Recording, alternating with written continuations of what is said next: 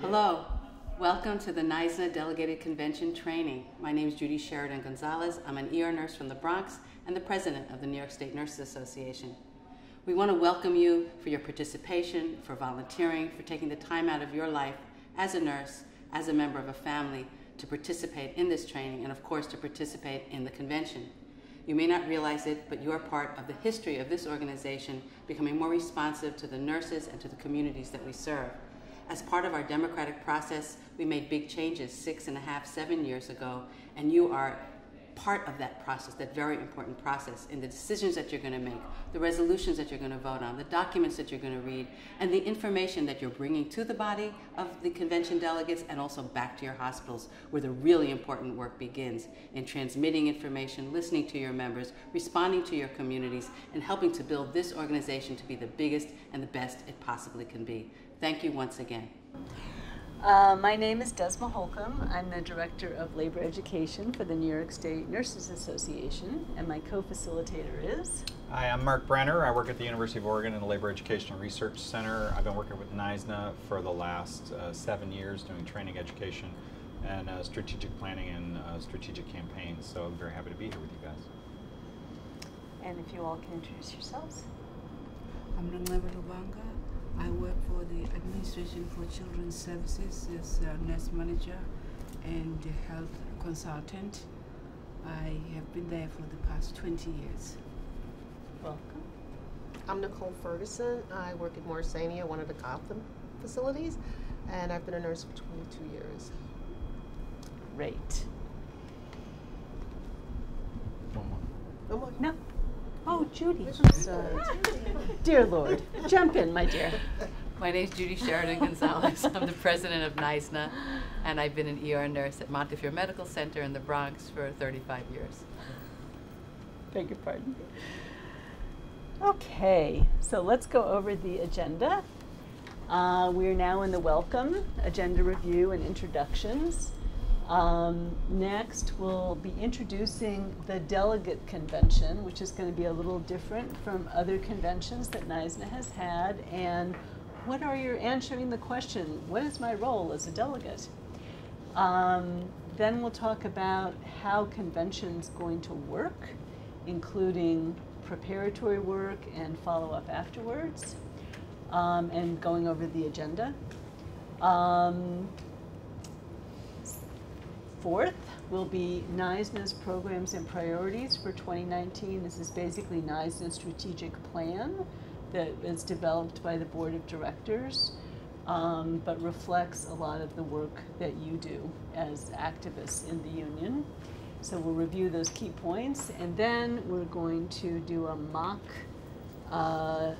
discussion, debate, and vote on 2 sample resolutions using Robert's Rules of Order and introducing, for those who are new to it, those rules that will be used at the big decision-making sessions at the convention, and hopefully making you more comfortable and confident in navigating that big meeting.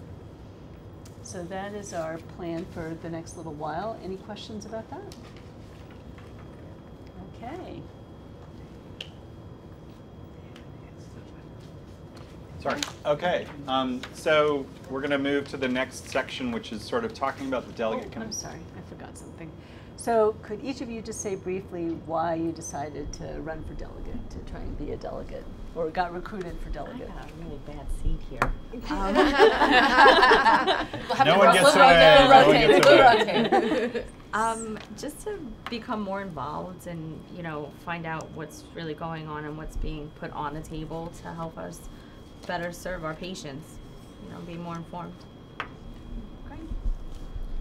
We had a really tough negotiation at Staten Island University. It was very intense, and I just, after seeing administration and seeing how change and not change, and I just felt like maybe I could do something to make the situation better. Thank you. I was recruited because they always see me in the meetings, but I always tend to like get involved in any kind of activity. I was involved. I mean, starting when the staff nurses were more like, I think that was at Jacoby, something like that. I mean, not Jacoby, Jacob Javits, right? Yes. So I said, let me just join in. I always like take videos and everything. And our representative was asking me, why don't you just sign up? I said, no, I don't think so because I'm busy. But I did, and I think they were voting for the delegates. Like, I did not expect myself to be selected, but I said, okay, I'll go for it before I retire, probably in 3 to 5 years. So Great. I'll see what I could help the union before I leave, if ever.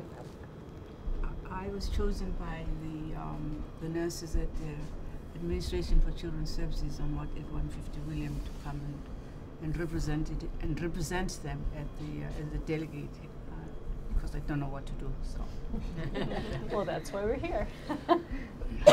I'm proactive, so I'm going to participate. NICE is my union, and that's what I'm going to do. And I'm going to help everybody who needs help at the facility, in any place. That's it. All right. So, now. Okay, so as most of you know, this is the first year that we're having a delegate convention. But the delegate convention is really not the first time that we've made big changes in NISA. In fact, it's just the latest in a series of big changes that NISA has made to try and make itself into a more democratic union. These changes started a few years back. Up here on the screen, you'll see a picture of a meeting that Phoebe mentioned at the Jacob Javits Center on May 17th, 2012. This meeting was a special meeting where over 1,500 members came together to change the structure of the organization. In particular, to change the structure of the board of directors, and for the first time make sure that your leadership, your elected leadership, was composed entirely of staff nurses just like you, so that the union so that the board and the union itself could address critical issues that weren't being allowed to be addressed under the old structure. So I know Phoebe was at this meeting. Was anybody else at the meeting at the Jacob Javits Center? All right, a couple of other hands. Great. So this was the product of a change in leadership in the organization, and it led to a lot of other institutional changes. So before we go any further, I just wanted to see, since 2012, and for some of you who haven't been in the union quite, that long as some others, what are some of the differences that you've seen in recent years? What are some of the changes that you've seen in NISNA organizationally? Have you witnessed anything at the facility, in your bargaining, anything that you've noticed about the organization as a whole over recent years? Any changes and developments? Yeah. In my hospital, I only know one hospital. That's great. I've noticed a bigger presence of NISA over the years, and in our recent contract, we're now allowed for Julie to come onto the floors and talk to the nurses where she wasn't allowed before. So I feel like that there's just I don't know what the word I'm looking for, but there's more people to get you involved and to put it out there, and more people now are actually coming to NISA where they would kind of just walk away and take whatever was thrown at them. So the union's more visible in the facility. There's more people active in the union, and more engagement. People are starting to participate more. And certainly, I'm sure during your last contract negotiation, that was a big moment of like, which side are you on? Because as you didn't say this, but you guys took a strike ratification vote, strike authorization vote, and you filed a 10-day notice, and you got really close to striking. We did. But you won a really strong contract. We did. 89 new positions and retiree health benefits, right? So those are also some really big changes, right? You're starting to win things that before you couldn't win. What about in other places? Anybody else noticed some changes in NISNA since 2012? More presence and shared governance, but that's still being challenged. Oh yeah. Yeah, but it's happening, but it's not as. What facility are you with? Morrisania. Morrisania, yeah. One of the course. Gotham sites. It's those resistance. But it's happening. That's right. What do you mean shared governance? What do you when we came together, we came here.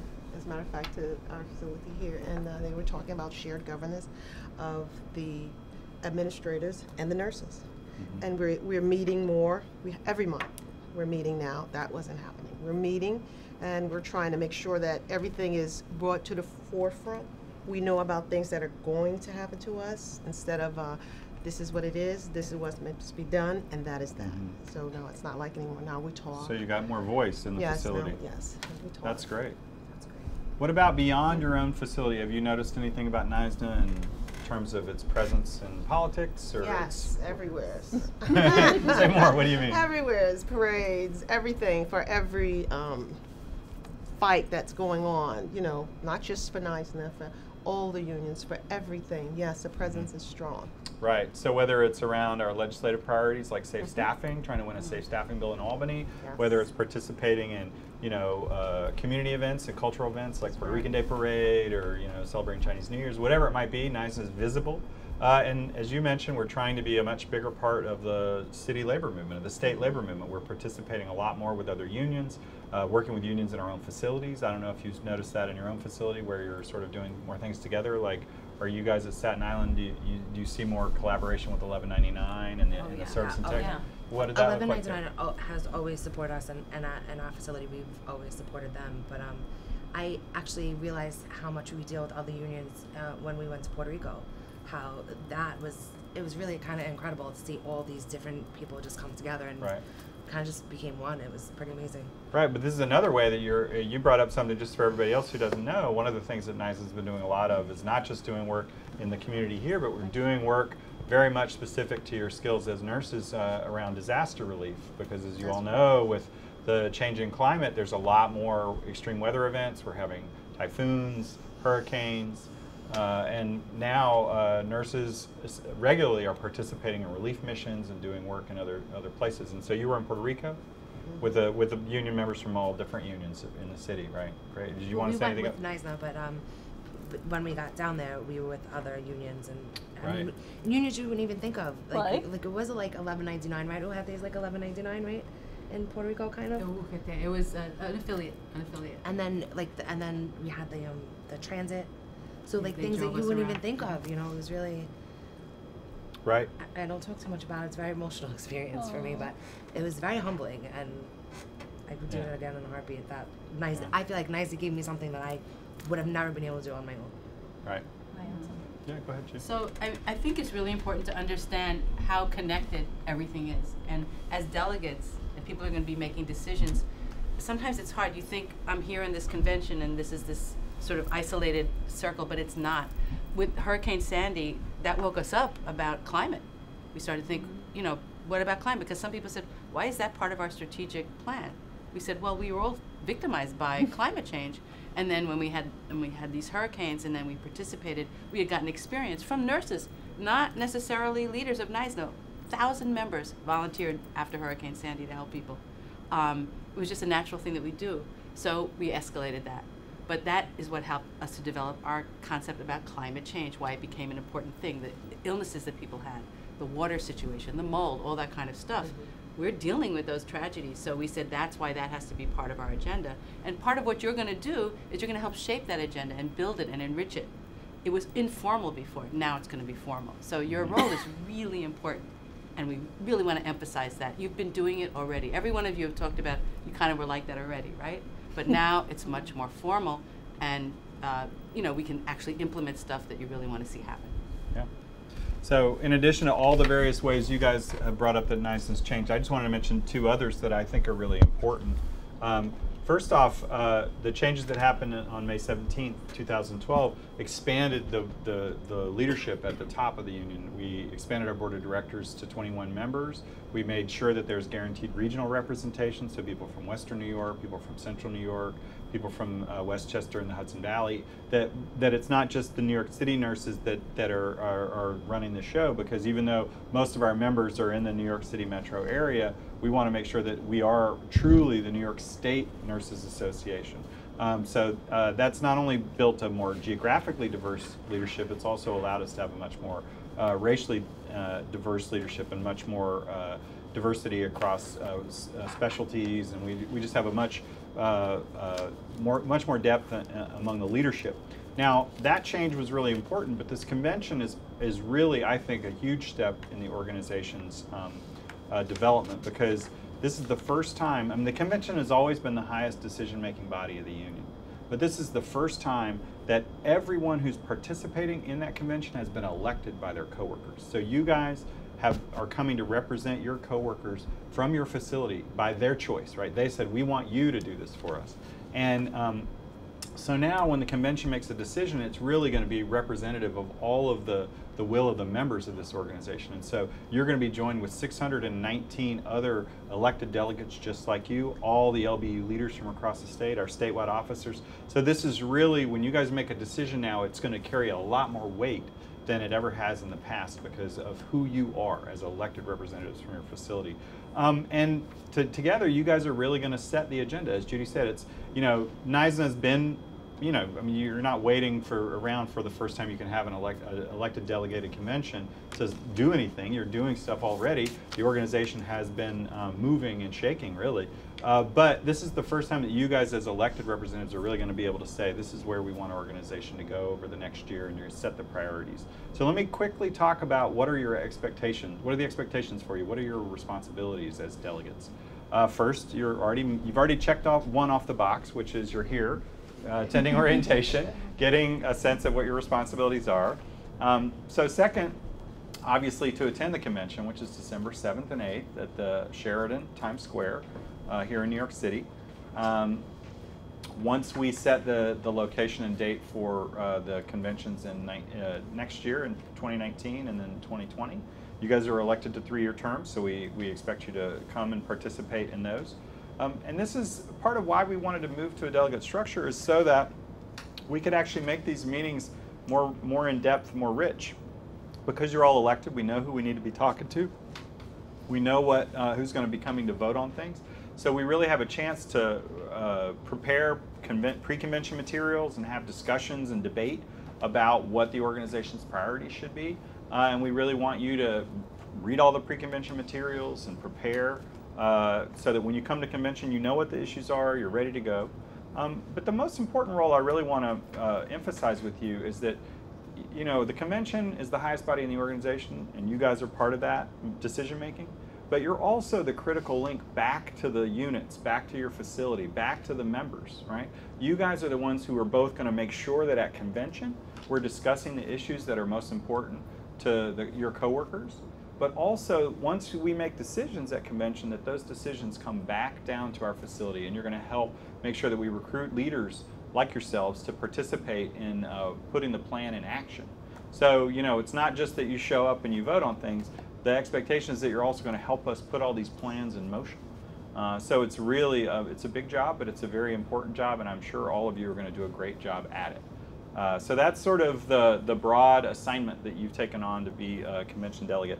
I'm going to turn it over to, first, any questions anybody has about their role? Is that clear? Everybody's good?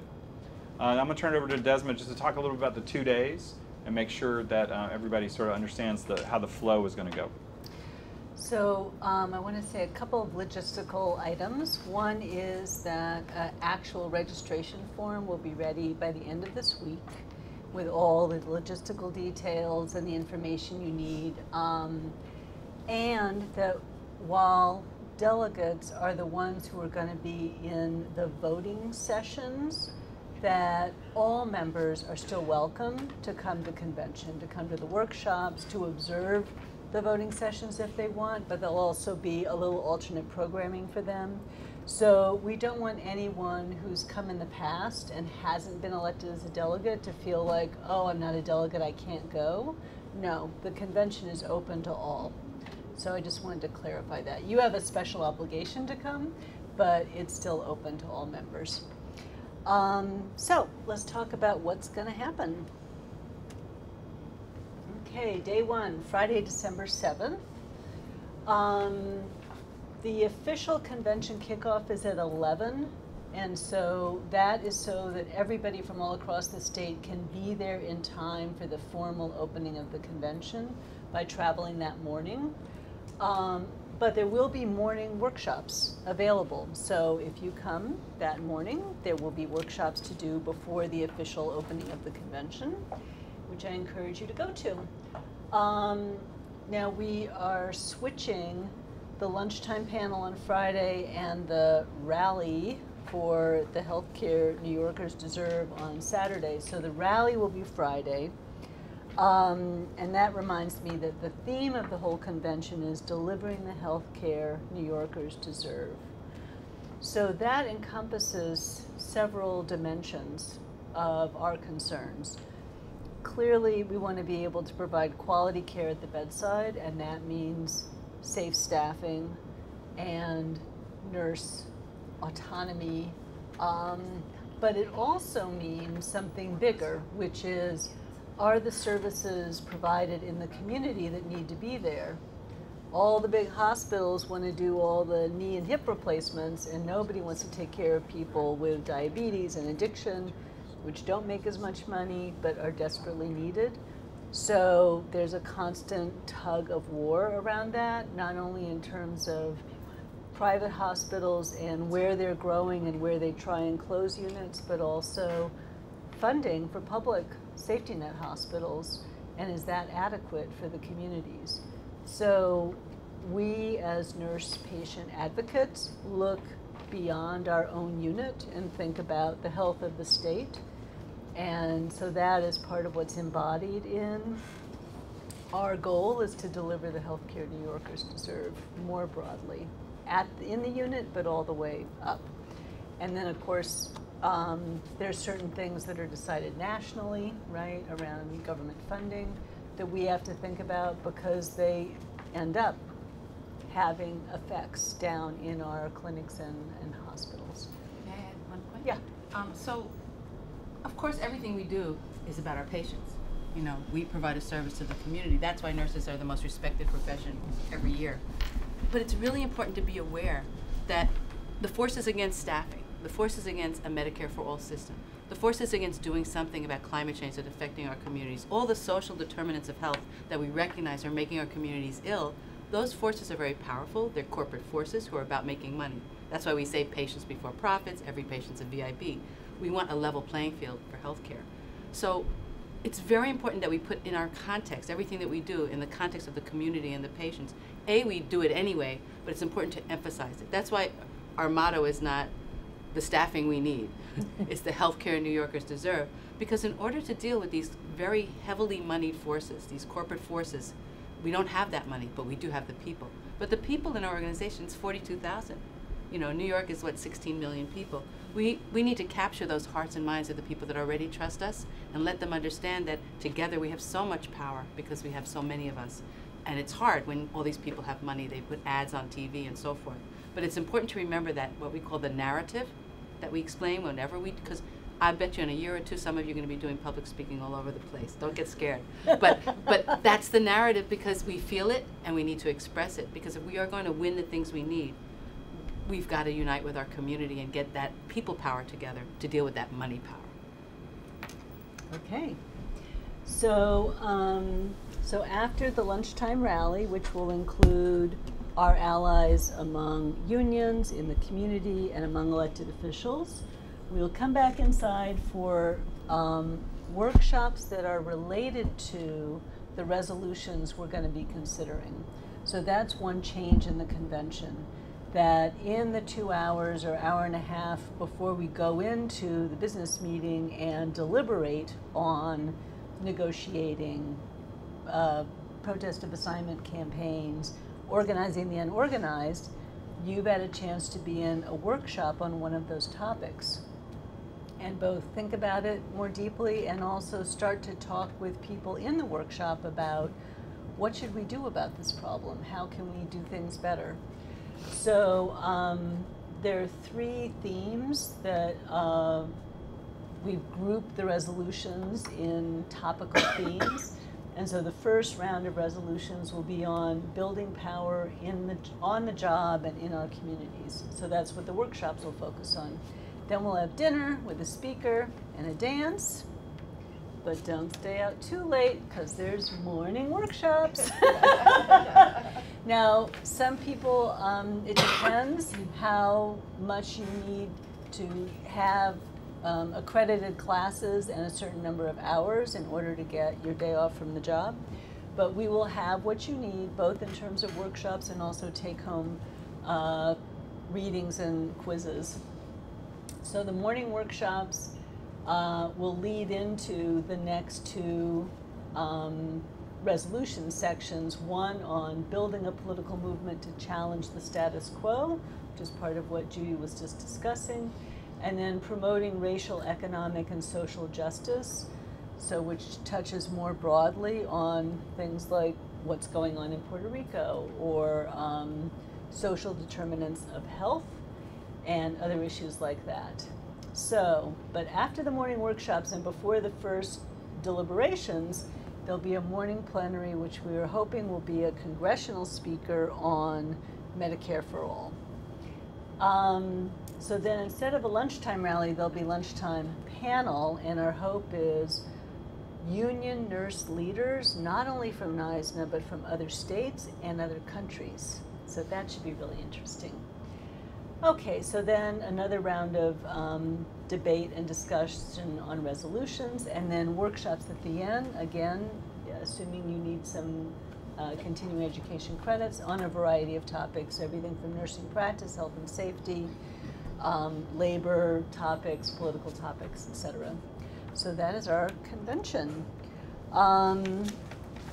Excuse me, may I Yes, ask a question? absolutely. Did I hear you say from other countries? Yes.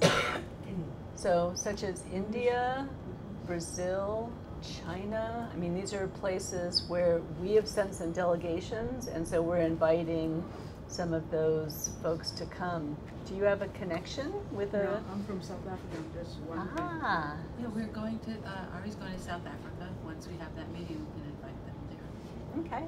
What did you say, Julie? Well, we were invited to South Africa, and one of our leaders is going to go, I think, with the delegation going, and we have a connection there. I'll follow up on Yeah, that. because NYSNA and 1199 and all those organizations helped us dismantle the South African Nursing Association. It was very much pro-party, and they now formed what is now called DENOSA, the Democratic Nursing Association of South Africa. Very interesting. So, are they going to be at this? Well, We have to find out because we haven't gone there yet. Oh, Usually okay. we start with the relationship. All right. I have to find out exactly when that's happening. I think it's pretty soon. Okay. but if not this year, next year. Okay. That's so great. Thank you. So, I've been talking about resolutions in these different 3 sessions where we're debating resolutions. So, where do these resolutions come from? The board of directors of NISNA has some working committees on climate change, single payer, leadership development, legislative priorities, political action. So in consultation with those working groups, the board is going to propose some resolutions on these various topics, on collective bargaining and then all these other topics. So that will be sort of a starter for the debate, and those will come to all of you. And you will have a chance to discuss them with your colleagues at things like the Staten Island Interregional, at the H&H Executive Council, at LBU meetings. And so this is part of what Mark talked about. You are sort of ambassadors with those resolutions to your LBUs and to the members to discuss these issues, to get ideas from them, what they like, what they don't like. And the resolutions, if you have changes you want to recommend, especially if there's a group of you who have an idea of either something, a topic that wasn't covered that you think is important, or an addition to a resolution, or even a disagreement with a resolution, the first goal is to get any of those suggestions in the form of resolutions by a month before convention, so November 7th, and there'll be information about this. You send it into the secretary to the board, and it goes into the hopper with all the other resolutions. So there will be a resolutions committee to take a look at this whole collection and think about, are there certain resolutions that naturally go together? So say there's a Staten Island climate change resolution and one from the North Country. Instead of having 2 separate ones, let's think about putting them together and talk with the people who initiated them, so on and so forth. So it is possible to introduce a motion or an amendment from the floor at the convention. It's not that you can't do that, but you can see how much more beneficial it is if not only do people talk about the draft resolutions in October, but then you have a whole month from November 7th to December 7th to look again at the resolutions that have come from the board and other places. By the time you walk into that meeting of 1,000 people, you'll really be ready to make suggestions, to support and oppose resolutions, to vote intelligently. So that's part of what we're changing, is having a lot more preparation time among the delegates and with the members before the convention. Okay, the committee, the resolutions committee and 2 other committees that are going to help make the convention successful. A credentials committee, because we have to make sure we have a quorum and see who's there and make sure everybody's, delegates are present. And then a coordinating committee to just help make things run well, because there's always changes happening while you're there. Those are all 3 of those are committees that'll be board members plus delegates.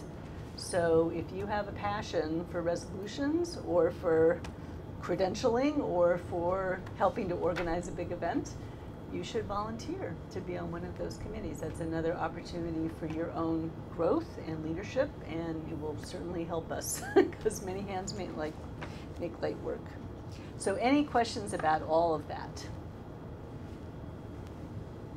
Okay.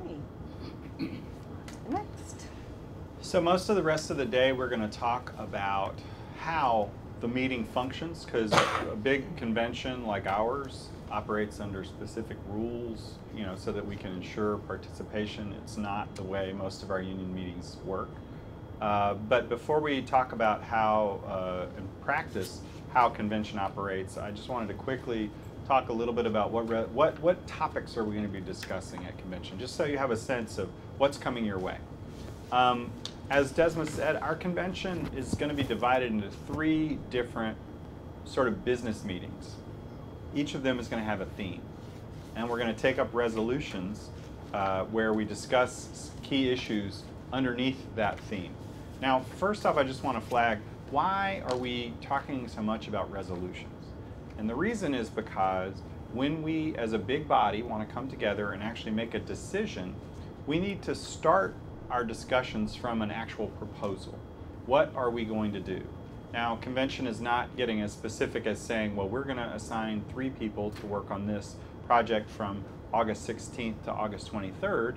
It's much more high level, right? You're going to focus on our broad priorities, like, for example, pushing to win safe staffing legislation in Albany, or focusing on winning retiree health care benefits and collective bargaining the way you guys recently did at Staten Island University Hospital. So you're setting kind of high-level priorities for the organization. But the only way we can really have that conversation is if we actually make a proposal and say this is what our priorities should be, and that comes in the form of resolutions. So we're going to have various resolutions on various topics. Our first and most important area, of course, as a union, is building power on the job and in our communities. And that's the very first set of proposals that will come forward on Friday afternoon. And they're going to address a variety of issues. The first one, as you see, on the job organizing and building aggressive contract campaigns. We were talking about the experience you guys had at SIUH, at Staten Island University Hospital, where we not only were very member involved, like trying to pull a lot of people in the contract campaign, but we even took a strike authorization vote and filed a 10-day notice with the employer to make sure that we had a credible strike threat ready in case we needed to use it, so that we could get what our nurses deserve and what our patients deserve. So we're going to talk about how do we do that as an organization and spread those kinds of campaigns across the organization. Another thing that we're doing quite a bit now is we're trying to coordinate bargaining, because even though you guys are 1,000+ nurses in Staten Island, you're not alone, right? You're part of a 42,000 person organization. In fact, we have over 20,000 nurses in private sector hospitals here in New York City alone, who are almost all having their contracts expire at the same time. It used to be nice, and we just sort of take each facility on its own and negotiate for Montefiore Medical Center over here, and then negotiate for Mount Sinai over here, and then negotiate for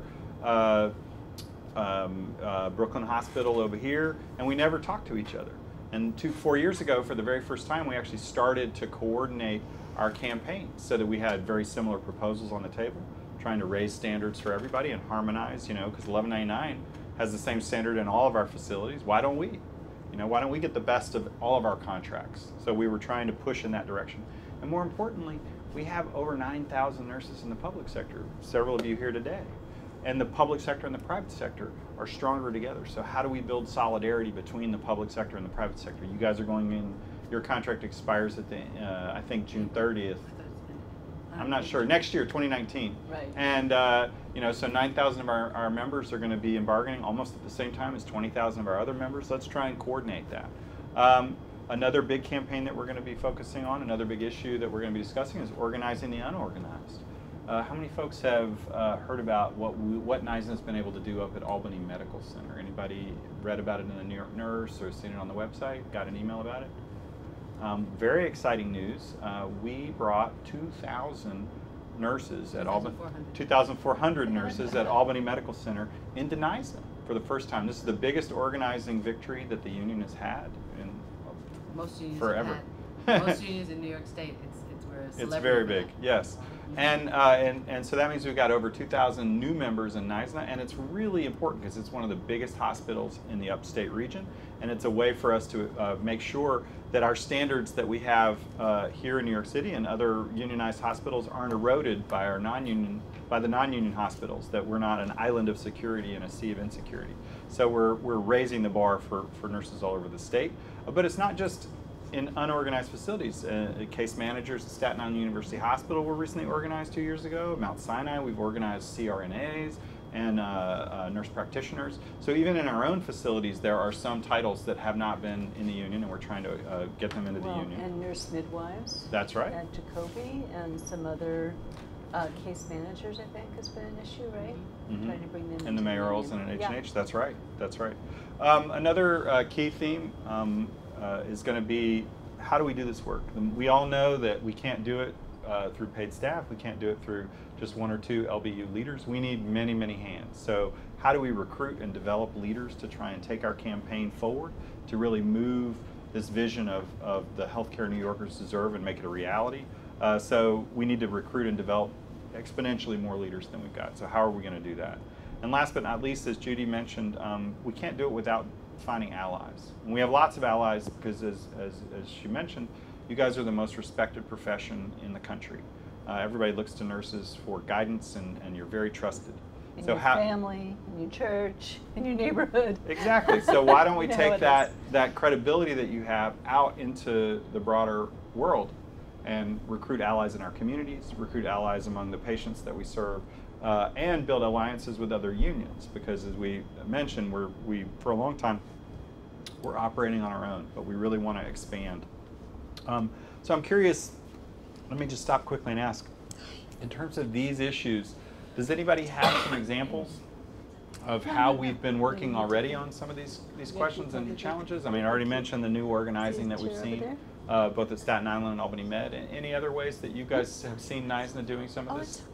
Whether it's leadership development or, forging alliances with community members? Anybody been involved in doing any community board hearings or, speaking to the public about our issues? Gone to testify in Albany, maybe? We have a unique situation. In Staten Island's very small. Well, it's not small, but it's small in comparison. Like, everybody knows each other. And we had Pat Kane this year who ran to go to Albany. And that was like a really big thing, because not only in Staten Island do they trust the nurses, but like everyone loves and trusts Pat. So there was like a big, we were able to get more communication across with her being there. Right. Pat Kane, for those of you who don't know, is our treasurer. She's the NYSNA treasurer. She lives on Staten Island, works at Staten Island University Hospital, and was running for state assembly this year. And the campaign was very, in a way, well-timed, because it was at the same time that contract negotiations were happening at Staten Island University Hospital. So she was able to really link the struggles at SIUH with what the political issues that she cares the most about and the nurses care the most about, and make that part of her campaign. So it got a lot of visibility. She opened the eyes of so many people in our community. It was very, when we went through our negotiations, NISNA made a Facebook cover for your profile picture, and it was so amazing to see how many people, cops, firemen, electricians, supported the nurses and Pat herself. I wanted to just ask also, has anybody participated in a POA campaign in your facility? Anybody done any push for POAs?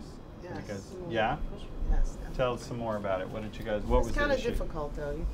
You can't get them to do it because of past practices, the retaliatory behavior of the managers. But a few are coming out. They're actually filling out the forms. That's great. So I guess it's step by step.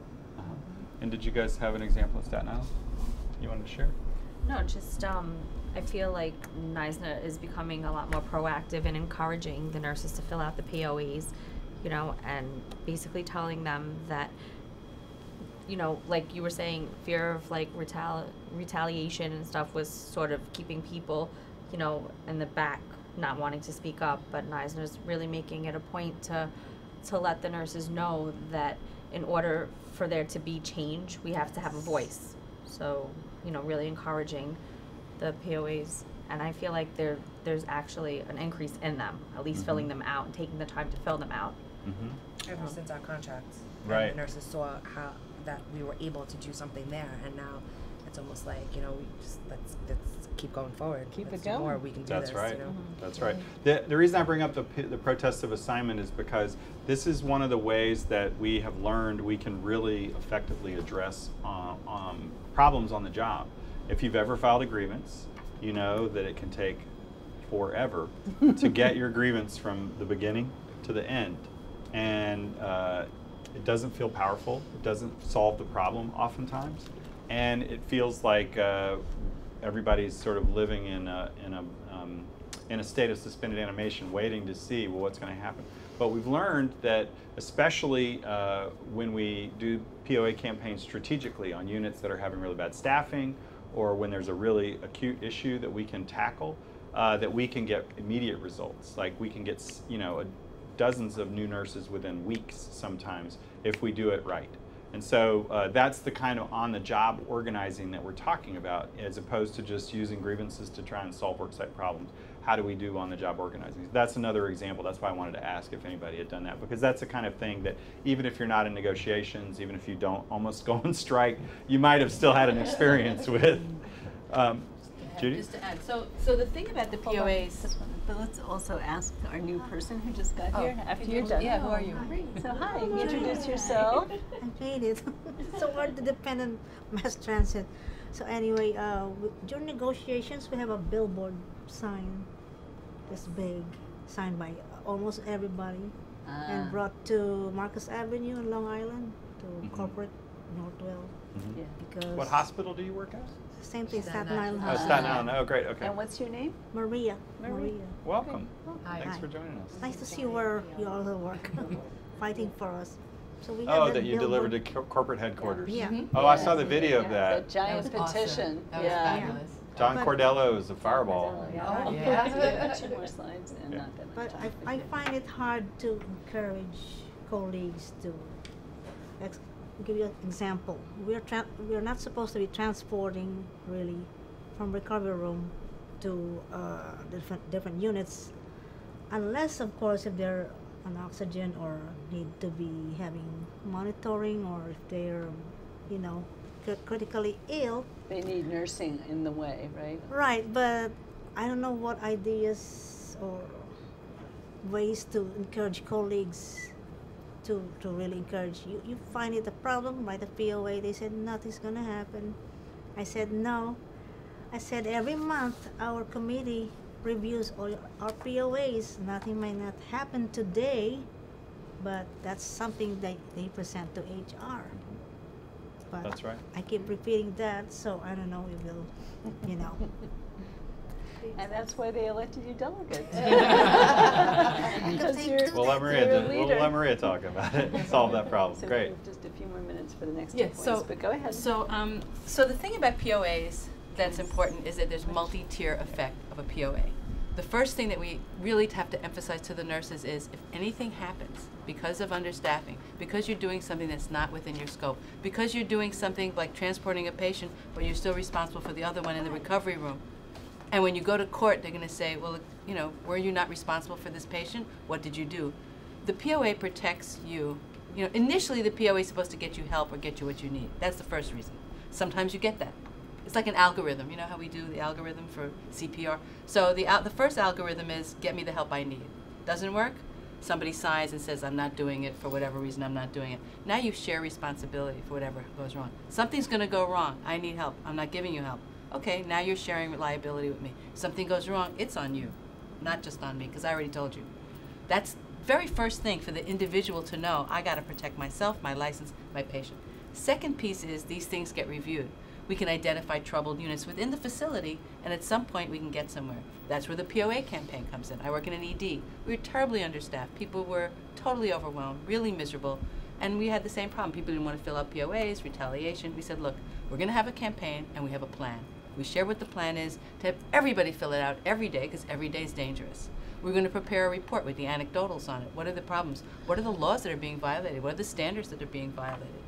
We also said we're going to go to the community, is where the community comes in and say, look, we have 800 POAs in 3 weeks. These all represent incidents of danger to our patients.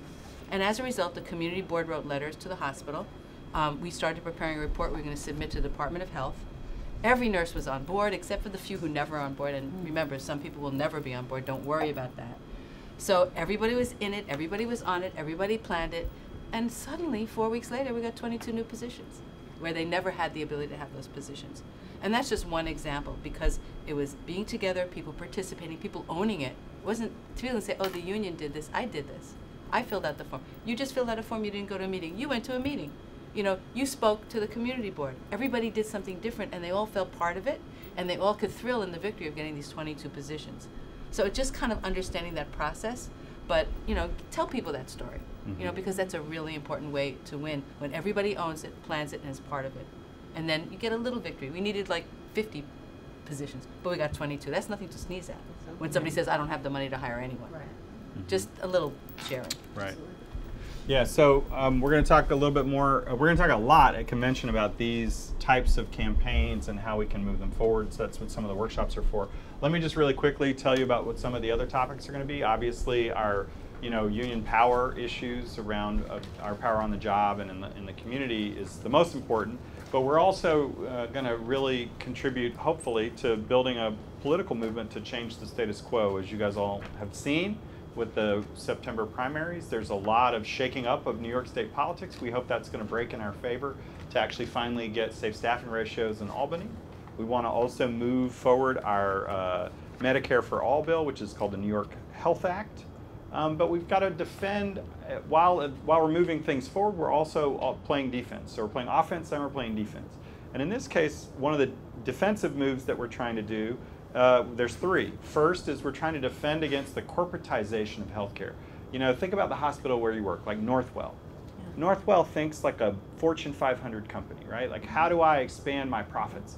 How do I get bigger? How do I gobble up other facilities, right? You know, they have now taken over Maimonides. They're spreading out around the country. They're moving to Jersey. You guys are going everywhere, right?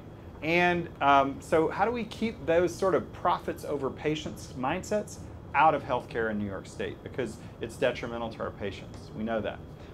We're also worrying about how we protect public healthcare systems. Anyone who works at H&H, you know that public healthcare in the city is the real backbone of healthcare delivery in New York City. That really, without the public healthcare system, we wouldn't have the ability to have functional private sector facilities. So they just wouldn't work. So we need to make sure we protect those facilities and even expand them. So that first and foremost revolves around funding, making sure that we get adequate funding, because as you know, more than half of every healthcare dollar comes from federal, state, and local sources, right? We're already paying for these services through our tax dollars. We need to make sure that we don't get cuts in Medicaid, that we don't get cuts in the H&H budget, that we don't close facilities like there's threats of closing some of the H&H hospitals.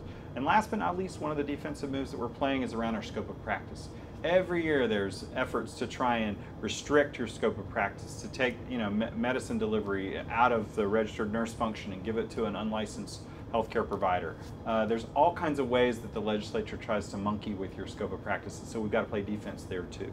So those are going to be, we'll see resolutions around all those issues coming up at convention.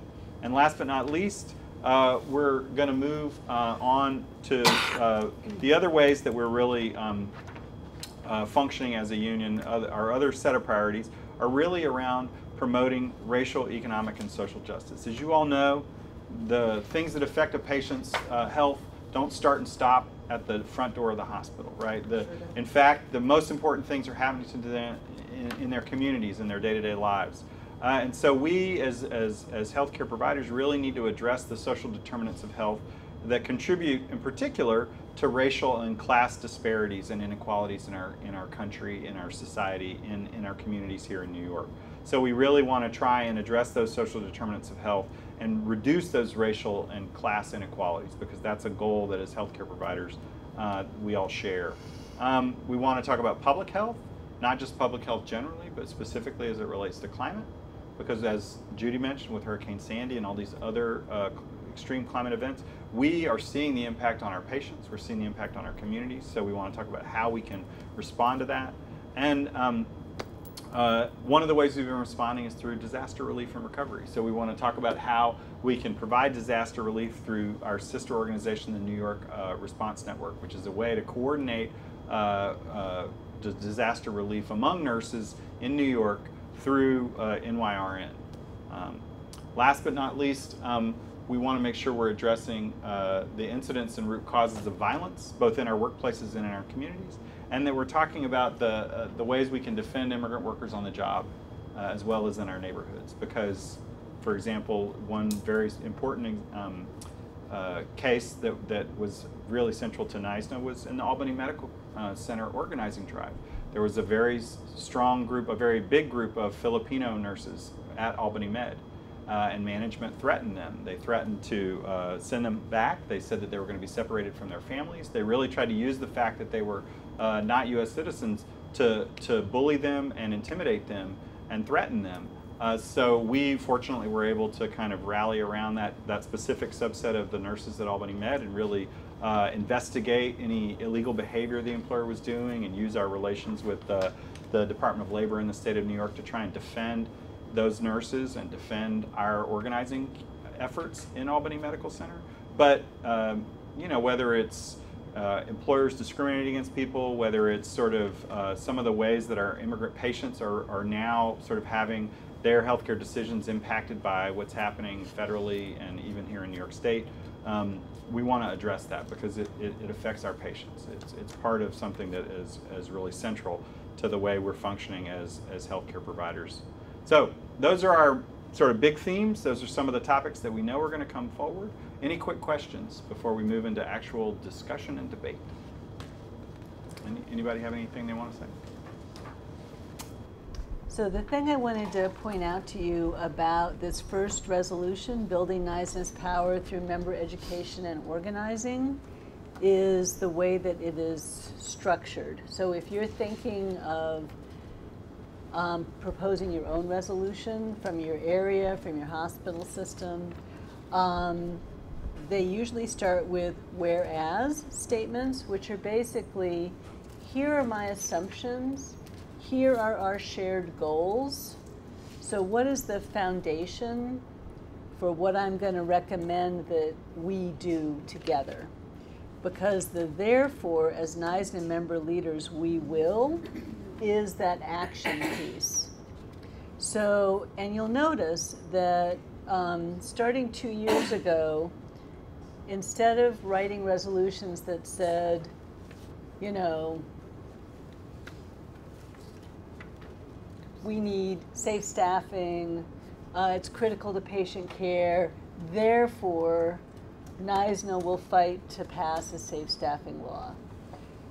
Now we say, safe staffing is essential, it's critical to patient care, therefore as NYSNA member leaders, we will fight to get a safe staffing bill.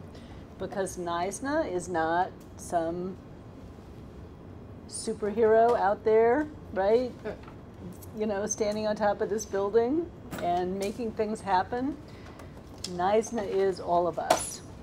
So we want to have resolutions that actually represent what the truth is, which is if we all agree that this is something important and we're going to do it together, then that's what our real power comes from, and that's what will win us the things that we want. So that's something for you to think about as a model if you're going to do your own resolutions. So, and then this political and policy platform guiding principles is something else that will be considered and debated at the convention. So I just want to highlight those, and there will be more resolutions coming your way over time.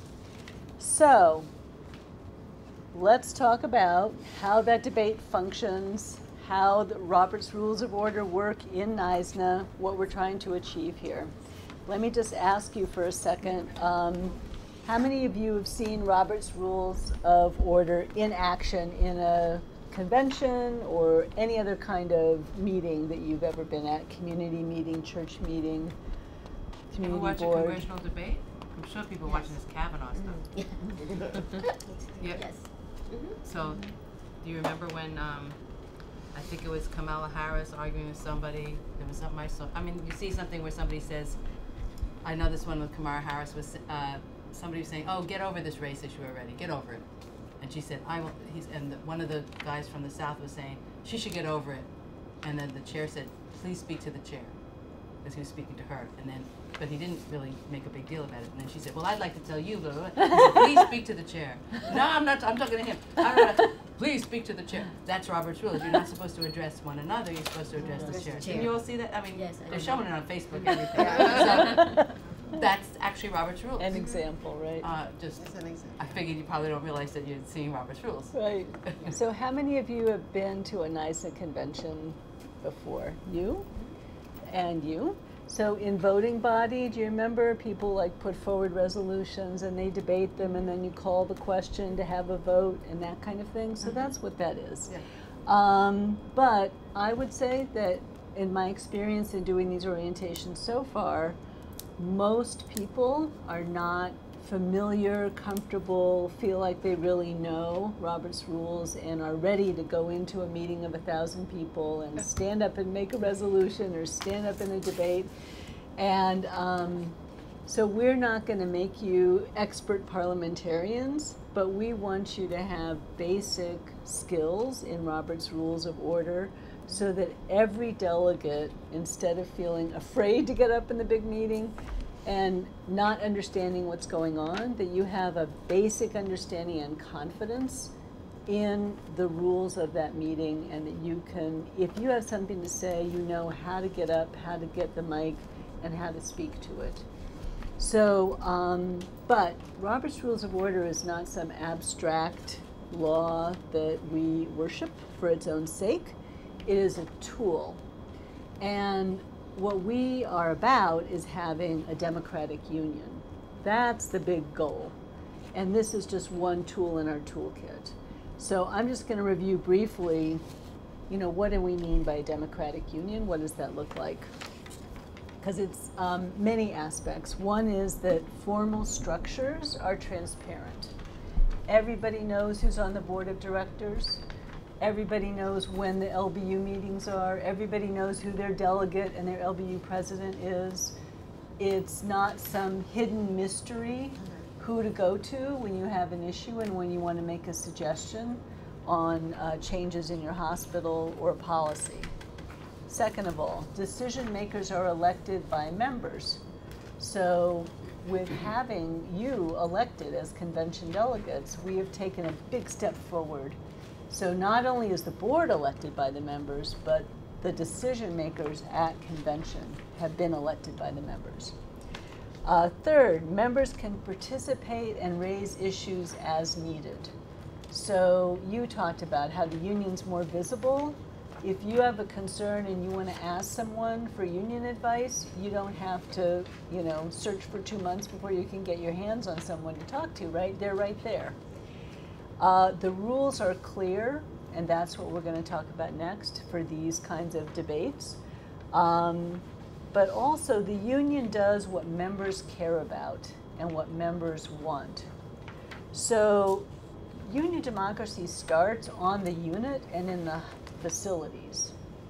And democracy is important if it's about decision-making over things that matter. So if safe staffing is a top priority and everybody feels it, then the union should be making that a top priority. So, and that happens because the members are involved in saying that's what's important, that's what I want to work on, and then the union supports you. So what we're talking about is building on that very good foundation that we have of democracy in our union as it functions in the hospitals and the other workplaces, and now bringing it up into this big grouping of 1,000 people trying to make decisions together.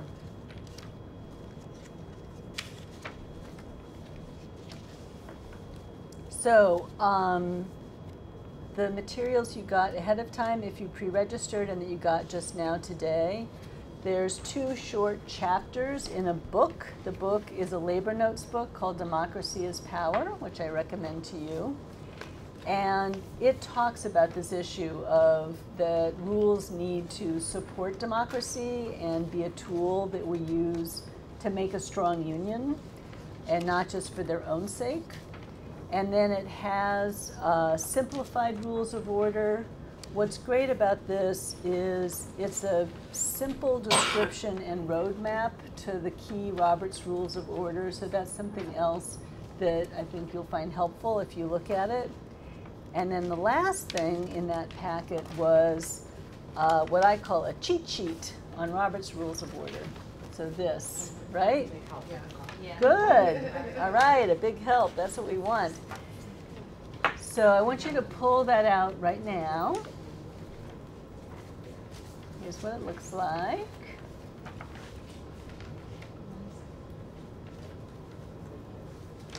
I think it's your very last page.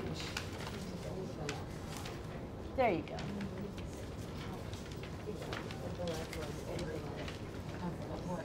Of the, yes. Oh no, not the last page, it's third to last page, sorry.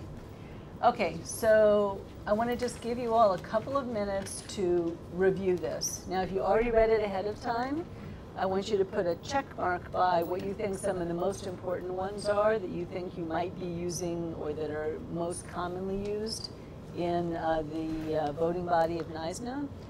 And if you haven't looked at it before, just take a minute to read it and still check either things you think are important or things that you have questions about and you want to discuss today. So I'll give you a few minutes to do that.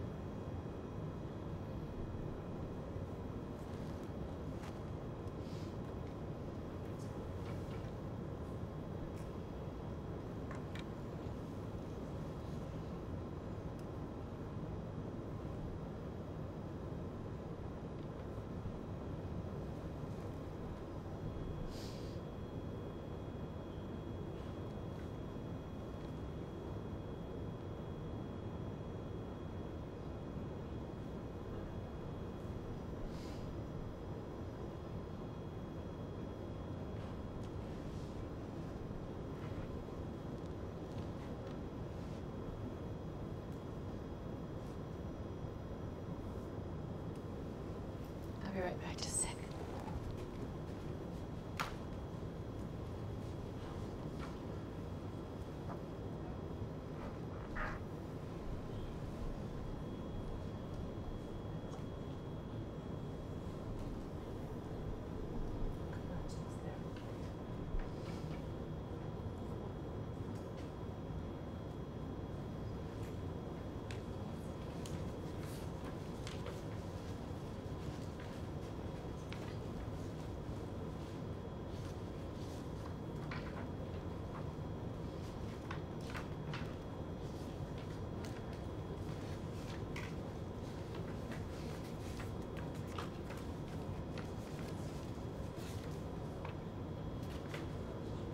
Yeah, the usual management being disgusting.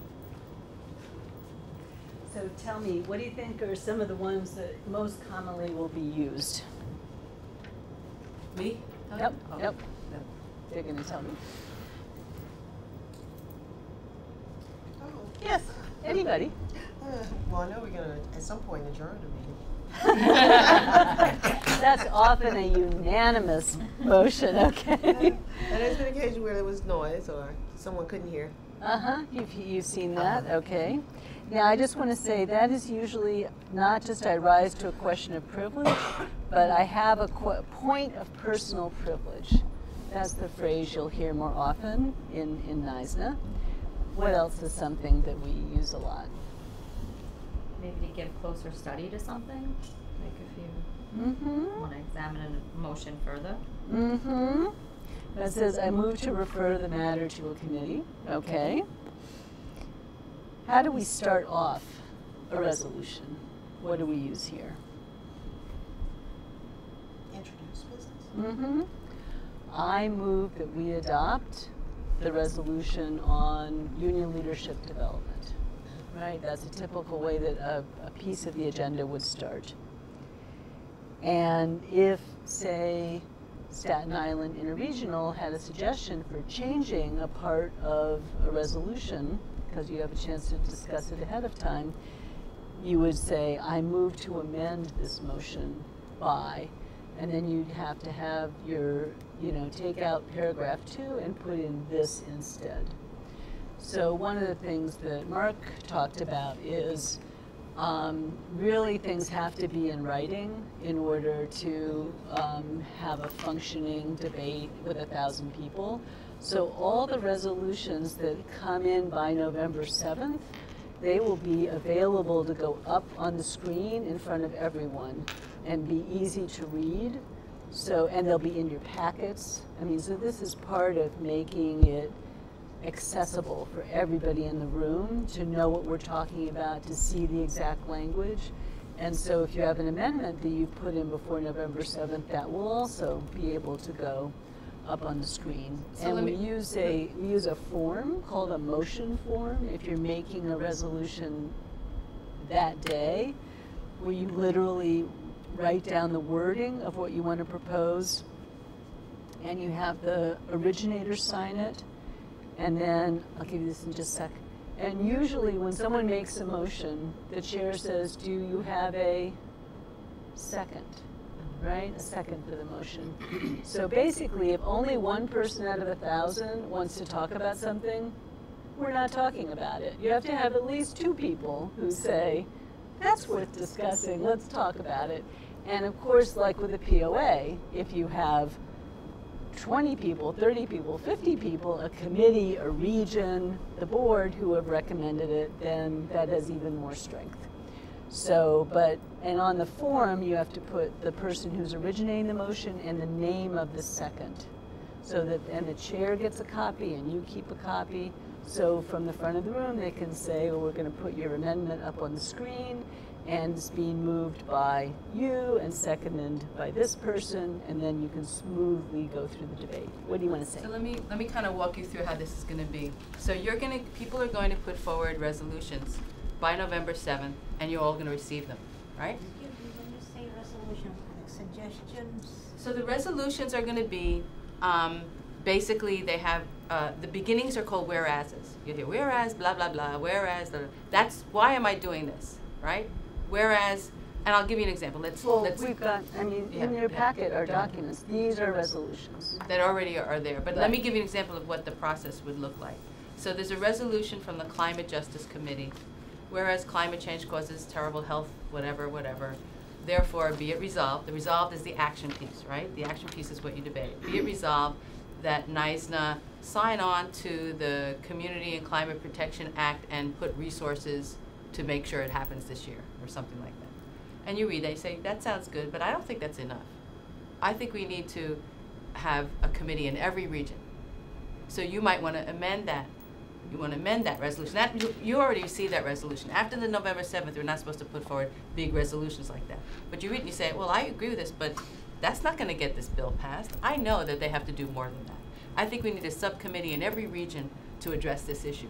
because otherwise it's not going to happen. We have, in my district, I have senators against it. We need resources or whatever. Or maybe you want to say, let's focus on the 3 regions where they don't have any support, or whatever it is you want to do. So you want to make an amendment to that resolution where it says, be it resolved that NISNA support this committee and put some resources into it. You say, I would like to add to the first resolve that NISNA, or the only resolve that NISNA put resources into it, that NISNA, and can you second, you go around, you talk, because we're going to have those workshops before the convention where you say, you might bring it up there. Of course you'd bring it up there. You say, that's not enough. And somebody said, I agree with you. Okay, let's do an amendment to the resolution. You sit down, we'll help you. You say, I would like to amend, Madam Chair, I'll be the chair. I actually will be. Madam Chair, I'd like to introduce an amendment to the resolution before you, Do you have a second? I'll say, yes, I do. What number is the resolution? You'll read from your paper, number so-and-so. It'll be on the screen. Everybody will look at it because maybe they didn't see it yet. You'll be looking at it. You already know what the issue is. Maybe you went to the workshop and you already heard. You knew she was going to do this and get the second. And everybody's ready to say stuff, right? Because what you do, if you want people to support your resolution, when you're in that workshop and bringing it up and people, the one from Staten Island liked it, go talk to her. Go talk to her. Will you say something about my resolution? Would you get up there and speak in support of it? And then I'll be sitting there saying, that's too much money. I won't tell you anything, but I'm going to go up there and speak against it. You didn't know that. I might do that. Well, and that's how we have debate. But that's how we have debate. Do you see what I'm saying? Yes. Or maybe I'll tell you, listen, I like what you're saying, but I don't agree there's too much money. I think it should go into organizing the nurses or something like that, right? So now you're ready, right? You got people speaking to it. You got your second. You're going to bring it up and say, I'd like to amend that by saying that each region should have resources in a subcommittee or something like that, right? And then there'll be a debate. Some people saying, that's too much money, I don't want to do it. You'll be saying, no, we really have to do it. And at some point, which is not clear on this thing, right? The reason I brought this up is I wanted to bring this up. If you look down where it says end debate and amendments, right? You see that? It's about 5 down. You see that? It says, I move the previous question. You see that one? Yes. What you'll hear and what you have heard is, I call the question. I'm sure you've heard people say, I move to close debate. We don't usually say it like that. After enough debate has gone on and everybody's like, all right already, we've heard everything. Somebody say, I call the question, or I move to close debate. They mean the same thing. And it says it here in a different way. We don't usually say that. That requires, as you see here, a 2/3 vote. Look across here, right? Most things is majority. And also a second. Yeah. And then somebody can call it out. I second. I'm sick of this conversation. But you need a 2/3 vote to close debate. Why? Because democracy requires people to be able to say what they want to say. But if so many people say, I'm done, 2/3 close debate. Usually people close debate because they hate too much going on. But sometimes there's so many people at the mics wanting to speak, Yes. 2/3 won't go. So what you might do is you move down here. Let's say, who wants to, I'll say, okay, all in favor, this is not debatable, right? Requires a 2/3 majority, I would say. All in favor of closing debate, say aye. You hear some ayes. All opposed, no. If it doesn't sound like 2/3, you might have to have a stand-up vote, or so you can see it, or raise your hand, something more visible. Or, and please don't do this to me, you can call for an actual count. It's annoying. But if you feel strongly about it, you do it. Well, it can it's really close. It's really close. So basically, throughout the floor of the convention, in every section, there's a staff counter ready if there's a really close vote. Mm-hmm. And they have a counter, and so they say, okay, everybody in favor of closing debate, stand up and say yes, and then you count all the people standing, and you write down the amount. Okay, everybody sit down. All who want to keep debating and vote no, stand up, and you count with a counter, write it down. Any abstentions, people stand up. I don't care, I'm not voting on this. And then you run 10 totals from 10 parts of the room to the front of the room, and someone sits and adds it all up, and then hands the chair, here's the actual vote count. And then they calculate, is that 2/3 or not? So that's how it works. Now the thing is, if it's not really close, and if you want to have a standing vote for every single vote that you have, the chair can overrule it. Right. If they think it's really obvious from listening to the ayes and noes that it's not really close. But if you have an actual count for every single vote, you will not get all the way through your agenda. So you really need to use it where it's really close, and it's really important to know, have the numbers actually been secured but it's not something to just do, you know, for the heck of it, right? Because it slows down the whole process. So we're going to actually, I just want to point out 2 more things, and then we're going to do a model debate on 2 resolutions. So under more motions in the middle, it says, I rise to a point of order to protest a breach of the rules or conduct. And there's also a point of information. So all 3 things that say point, so point of personal privilege, a point of order, a point of information, are known as interrupting motions. What that means is there is a speaker's mic in each section of the room, and then there's 1 microphone at NYSNA that is just for interrupting special points. I thought we have Are we going to use different signs? card. Yes, a different okay, card. so we're yeah. going to have like a red sign at every mic. You say I have a and point if of you order. have a point of order, you tell the person who's working at the mic, the staff person, I have a point of order. That they pick up the red card, and the chair says, oh, wait, we're going to stop everything. We have to deal with these interrupting motions first. And because each of these things is supposed to be a problem that's interfering with the democratic process in the room. So we're going to do a couple of examples, and you'll see how that works. But and it also means that you don't have to wait online. If you have a point of order, point of information, a legitimate point of personal privilege, you jump the line. So it really has to be something that's important to all 1,000 people and the functioning of the room. So let's practice for a minute here. So look at practice resolution number 1. So these are the last 2 pages in your packet. And just read that over, and especially focus on the therefore be it resolved section. And I'm going to be, well, you can be the chair and I'll be the parliamentarian. Practice resolution. It's the very back of your packet that has the red on the front. See that packet? Yeah. The last 2 pages are our practice resolutions.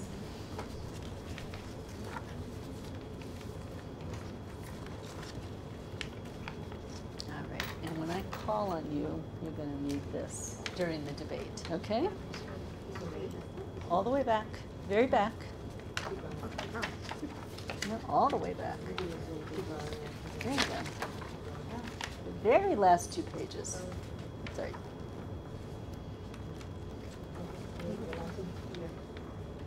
And when I call on you, you're going to say that. Yes. Yes. And you were supposed to give me something. I said, how come you skip me and not give me, or are we working together? No, no. You lost. Everybody. There's the last 2 pages, yeah. Yes. So this is what we're reading right now. And then we're going to debate this pretend resolution. Okay? I thought you gave me. No, I'm not giving everyone one. I only have a couple. okay, No, don't okay. worry. Okay. You'll get one soon All right. for the next debate. Okay, so has everybody read the last paragraph, and then the backside, there's a couple more paragraphs on this resolution on collective bargaining? Now this is actually a modified version of a real resolution from 2016. And the way we're going to do this mock debate is sort of like what Judy was doing, which is we're at a baseball game and we have a play-by-play. So I'm going to narrate like what's happening as we do it, or stop the action, discuss it, and then carry on. So I would like somebody to volunteer to be the person who's introducing this practice resolution number 1. Would somebody like to introduce this resolution to the body? Would just read it? Nope, just say, I move resolution number 1. Okay, I move resolution number 1. You're supposed to, when you start off, what's going to happen is you'll be at a microphone. You'll go to a microphone, and when you want to bring anything up, make sure you have your people to support you, because it's a terrible feeling to stand up there and no one says anything. So, you know, say, Jane, you're going to support me, go to the other She mic. And then I'll have to recognize the mic as chair. I'll say microphone number 1. You state your name, your facility, whatever you'd like to state about yourself, who you are, what you do, where you come from, something about probably your facility, you know, whatever. And I would say you may proceed. I mean, it's kind of like Right. Yeah, it's almost like a court. Sounds like court a little bit. So you would state your name, and I'll say please proceed. So let's try that. Microphone number 1. My name is Nicole Luisi. I'm a nurse at Staten Island University North. And then everybody from Staten Island's going to go, yay! Okay, carry on. You may proceed. And I move to resolve Resolution number 1. resolution You number can say 1, the name. building strong contract campaigns. Please wait a moment while we put it up on the board so that everybody can see it. It should be in your packets, or it might not be, but it should be in your packets on page 27. Please allow the members, this won't take away from your time, please allow the members to take a look. And when you read the resolution results, that doesn't take away from your time to just speak to it. And does she have a second? Do you have a second? I have it in front of me. I see it in front of me. I see that you have a second, or you can say I have a second. Usually I'll just, I see you have a second, you may proceed. So then you say, You may why read the you resolves. think- Well, first you read the Okay. resolves, or members can look at it. Usually we'll read the resolves because it has to go on the record. So you'd read the resolves. And Go ahead. you'd read them out. I mean, there's a Therefore lot be of them. resolved that. Okay, therefore be it resolved that the NISNA board initiate a comprehensive contract strategy process now to include the various sectors of local bargaining unit leaders and NISNA members so that we can incorporate both the uniqueness of the various LBUs and the commonalities that bind us, as well as the lessons learned from the last round of bargaining. So let's not read the whole Let's thing. not read the- because and you'd we're finish. practicing. Okay. Okay. Do you wish to speak I'm to your okay with that. do you wish to speak to your resolution? And you would say yes, because Yes. this is your time to speak. Okay. Now, before you get up there, you're going to have something prepared, and since you guys are new, you probably want to write it out. Yes. Because no one will see you anyway; they won't care. You don't have to make contact with the audience, or they might put the mic. But anyway, it doesn't matter. It's good to write it out. Your talking points or what you wish to say, and what you do is in your speaking to it. It could include some of the stuff that are in the whereases, but you might want to do something personal. You know, in Staten Island, we had the experience of building a strong campaign for the first time. You know, the members were organized. We got retiree health. We think everybody should follow that process. It got us our good contract. It got us what we needed. The members got engaged. I'm here. I wouldn't have been here if it wasn't for that strong contract campaign. This is how we're going to build NISNA. And then it was going, yeah! And then somebody else will, say, I agree. You know, you might get the person who didn't want to spend the money or didn't like it or whatever to go sit down and not want to even say anything. Or maybe they'll say why they think that's not a good thing. They should focus on something else. And then there'll be debate. But when you speak to your resolution, that's the emotion, that's your appeal to everybody there to win them over. Because these are words. And this is just my advice. I mean, the sort of personal piece is really what moves people, that emotion, right? Sure. Why am I doing this? Because this is really important for the organization. Because it's not just Staten Island. Staten Island is an example, right? Or, Staten Island got hit with a hurricane. Buffalo didn't. This is a really big deal for our coastal areas, like Long Island. You get support from Long Island. Think in terms of, I'm sorry. We got to keep going and we'll never make it through. I know, I'm sorry. I know. I get very excited about Well, these things. I'm trying to get you all excited about it, right? And after you were a delegate for a few years and maybe you run for the board and then you'll be like up there doing all this debating. So can you read what I gave you as part of the debate? Go ahead. That little piece of paper. Piece of paper, yeah. I have a point of personal privilege. Chair, can you please have them turn up the volume of the microphones? I can't hear what the speakers are saying on these floor microphones. Okay, Thank you. so does that sound like a reasonable point of personal privilege? Why? Because she needs to Because you hear. can't hear. Well, and everyone needs to hear, Yes. right? She's got the guts to stand up and say, no one can hear what's going on here. Turn up the mics. And she's addressing the chair, right? Who can then get someone to turn up the mics. So that's a legitimate point of personal privilege. And the reason that she gets to go first before anyone else is, if the mics don't get turned up, it doesn't matter what people are saying on the debate because people can't really hear them well. So that's an example of, for the betterment of all, she gets to jump the line and raise an issue that's of concern to all. Now, has anybody ever seen someone get up and say, I have a point of personal privilege. My hospital never gets to have a contract campaign, and I want to know when we're going to take care of my hospital. We're just the little stepchildren here, right? So what they mean is, I personally am very upset about this issue, and I want to jump the line, and I can't wait behind anyone else, and I'm going to the point of personal privilege. I would call them out of order. Right. You're entering debate. Point of information, point of personal privilege are all not to make a statement about debate. If you need information to help you understand what's going on, or if you need something changed in the environment that prevents you from participating, you know, maybe there's people in the back talking loudly. I rise to a point of personal privilege. There's all these people talking loudly. I can't hear what's going on. Or there's construction going on outside. Can we wait a minute? Or there's a subway going, whatever. Things that, and it's not just physical, it could be other things, but anything that makes it impossible for people to participate fully. Right. That's the point of personal privilege, point of information. So we'll get to that in a sec. So, because we're NISNA and we know everyone's learning, the chair is not going to say, you're out of order, sit down and shut up, right? Which might happen in some meetings if you make a point of personal privilege that isn't really legitimate. So more likely that person will be told, I'm sorry, you are mistaken in trying to use a point of personal privilege for what you're trying to say. I understand that you passionately want to speak to the debate, but you need to go to one of the regular mics and get in line, and then you'll have your chance to speak. Now, on to mic 2, 3, 4, 5, going around the room.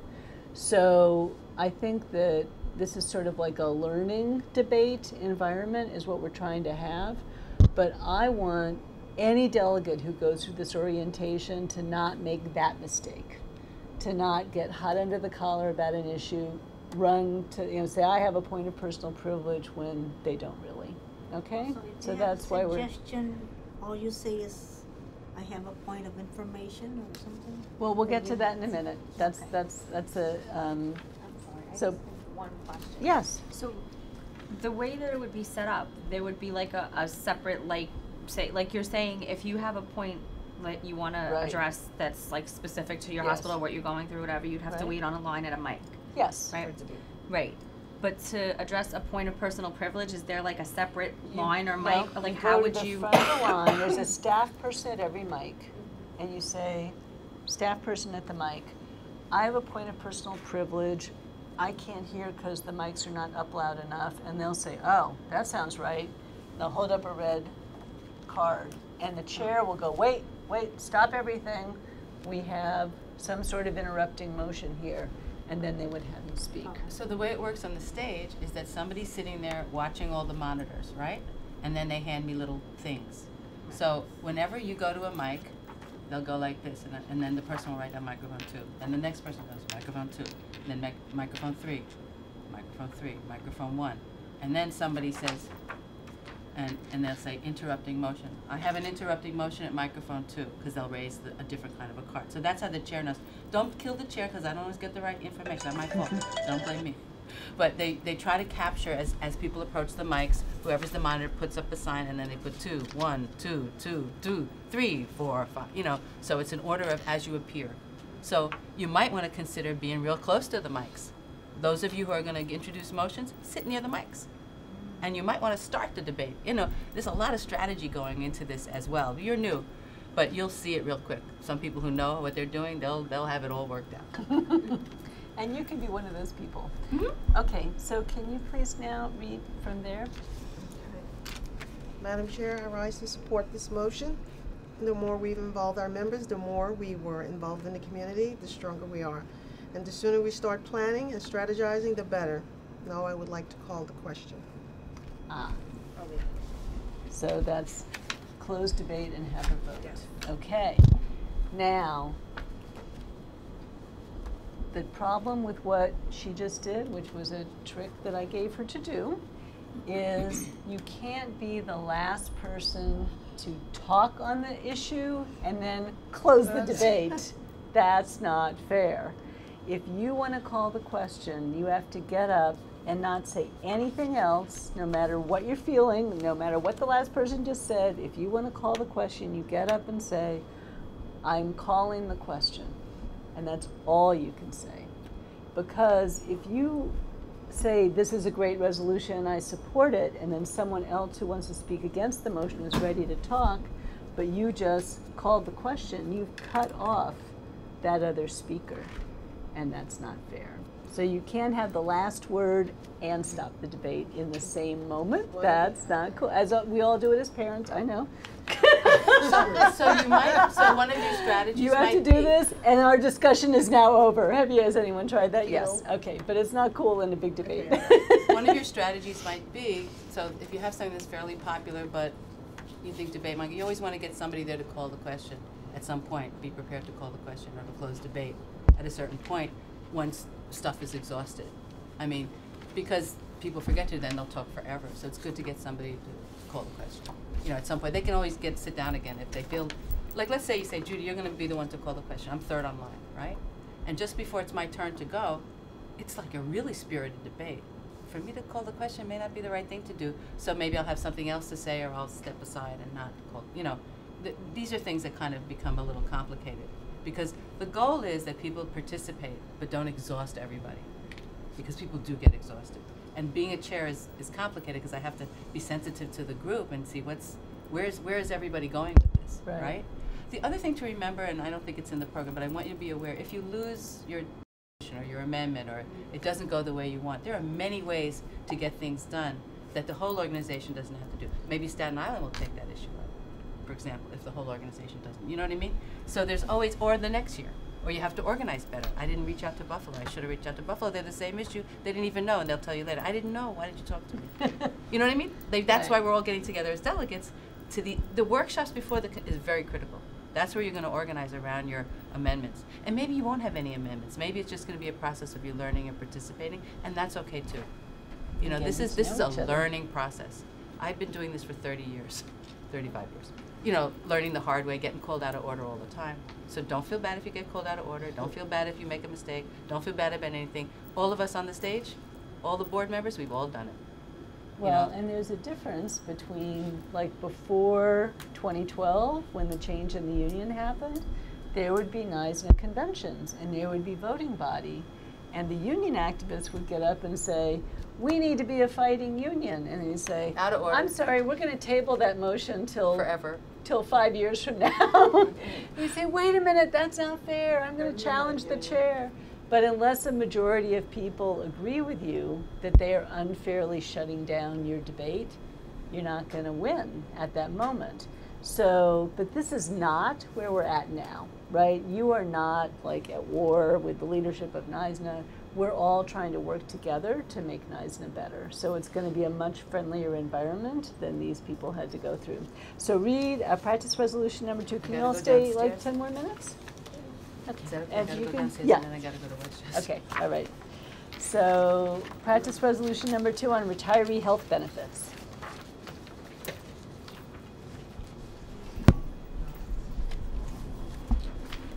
While you're looking at that, I'm going to leave you a couple of flyers, since it was brought up about our trips, our missions. Okay. You can bring these to your places, and would you like to sell some tickets? We're having a fundraiser. Do whatever you want. Oh, yeah, I guess. How many? 2? I can't afford this. I suggest Huh? contract. I'll take them. 2 tickets? I have some. I only have 20. You want to sell 2? I can probably get them from Julie too, right? Maybe. Yeah, I Let's don't talk know. about it after. Tickets too. Okay. We're a fundraiser for our missions, so we can support doing the missions. Okay. I'll be down on the second floor. You can get back to me about that. Does everyone know? It's good. We have great DJs, great parties. I'm sorry to disrupt this. Whoops. Go. I'm so disruptive. Oh, Judy. I'm such a You're disruptor. out of I'm just order. Totally out of order. Go sit down. I gotta go downstairs. Are we Okay. gonna go to Vegas? Yeah, we're going. Call Minerva if you have any questions. I don't know. Sorry, I'm so disruptive. Okay. So I'm going to ask you to make a proposed amendment to this one that it cover age 55 to 65, not just 60 to 65. Okay? Because that's a real issue. All right. Is there someone who will volunteer to introduce this resolution on retiree health benefits?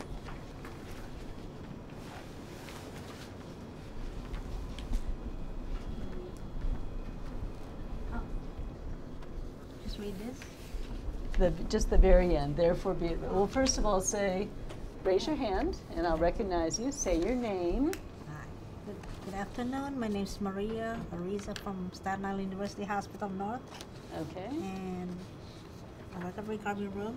I would like to talk about retiree health benefits. So we as NISNA member leaders want to encourage our colleagues to include retiree health benefits at the bargaining agenda of all NYSNA LBUs and make it a high priority.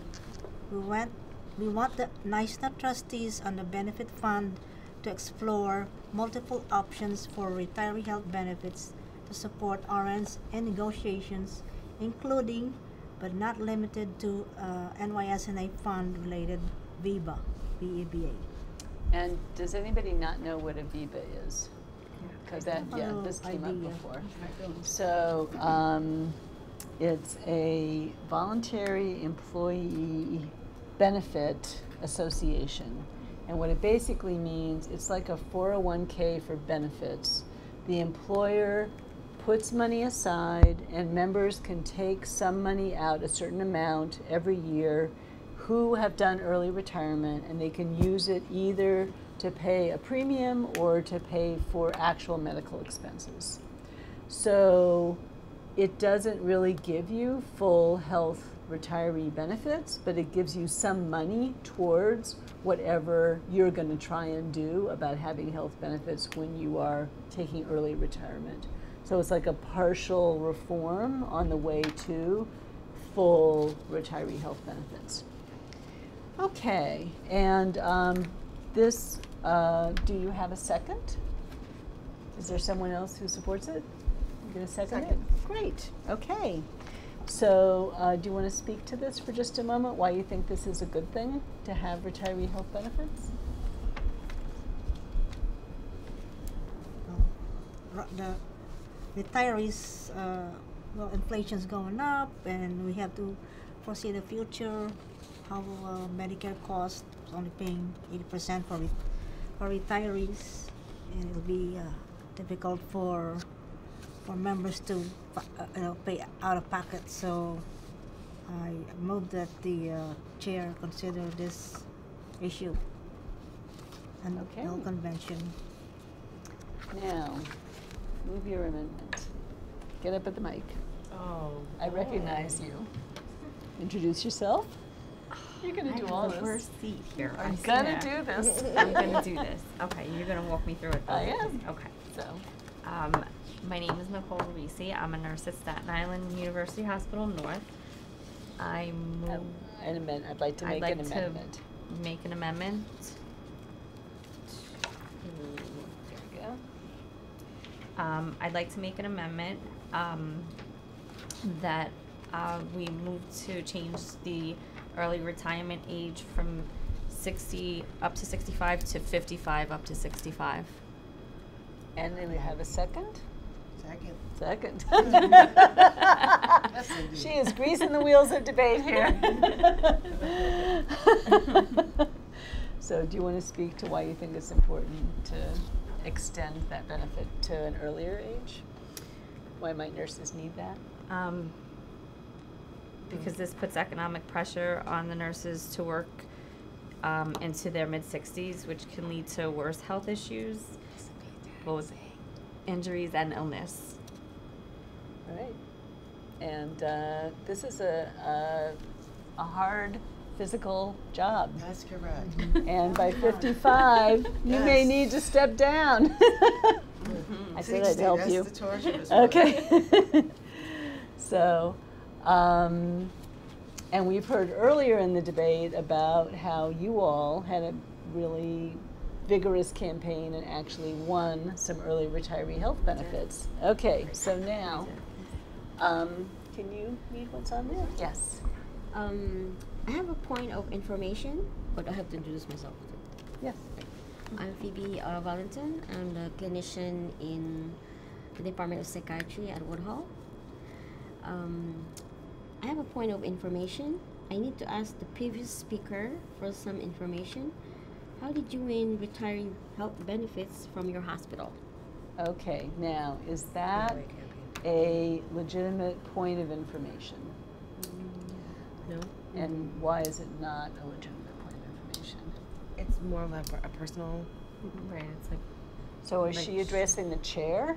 No, she's No, right. she's trying. So here's the thing. All of our meetings in NYSA, generally speaking, we're in a room like this. Maybe we have 50 people, but we don't have 1,000. So you often start a discussion saying, God, how are we going to get retiree benefits? And then you have a guest speaker from Staten Island that just won it, right?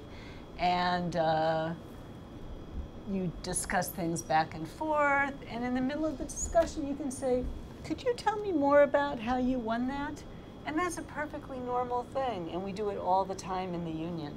But when there's 1,000 people, you can't say, could you go back to the mic and answer my question? That just makes it impossible. And there are people waiting on mic 3, 4, 5, 6. So to have a person from mic 2 come back and say something is really not fair to the people on mic 3, 4, 5, 6.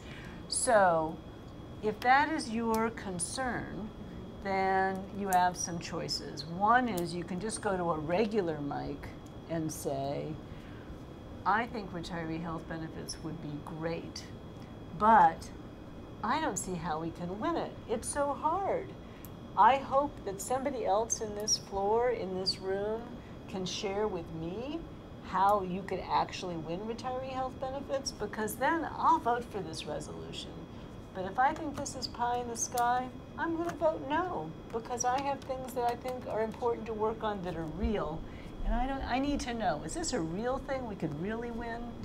And then you just have to leave it up to the group to see if someone will get up and speak to your issue. But you can't do crosstalk in a giant room.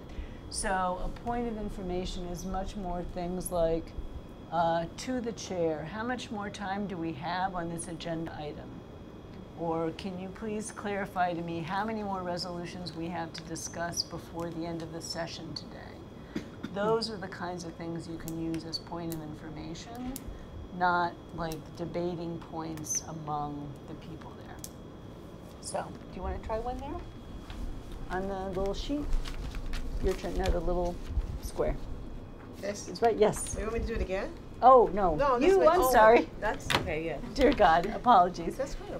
Your turn. Okay, my name is Nongleba Lubanga. I work for the Administration of Children's Services at New York City as a health manager and health consultant, as a nurse manager and health consultant.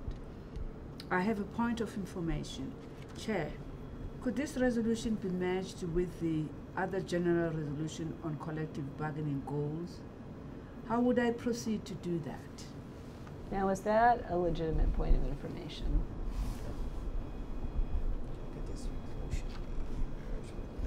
More so, because she's asking the chair for procedural advice, right?